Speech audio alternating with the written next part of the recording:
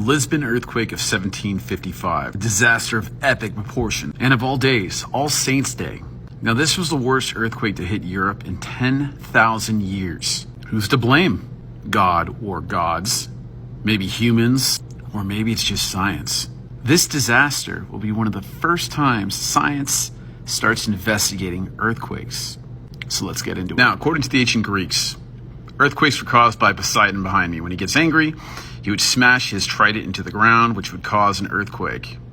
Yeah, that's ridiculous. So the estimate for this earthquake is around an 8.5 to a 9.0 on the Richter scale. Devastating. The earthquake hits, destroys a lot of the buildings that are over a few stories high, including the great cathedral of Lisbon, which was Catholic, which had thousands of people inside it. Now, the earthquake caused a fire, which most of the city started to burn, and then we get a tidal wave. Out of the 200,000 people that were living there, 60,000 die. Of course, this is a nail in the coffin in the Portuguese Empire.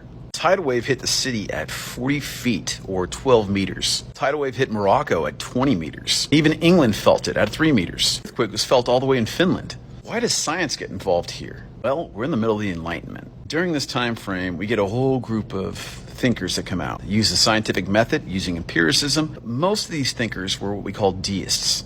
Deists believed that God created the earth and let it evolve itself. Deists were very skeptical of religion. They believed in a higher power, they just didn't believe in religion as much. So who was to blame for this disaster? Voltaire is famous for coming out and attacking the church. What does he say for evidence? Well, he's like, the cathedral was knocked down with thousands of good Catholics that were in mass, while the brothel across the street is fine. He also writes about this disaster in the book Candide, which my AP Euro class is reading for summer reading. Enjoy. Now, what do the Catholics say?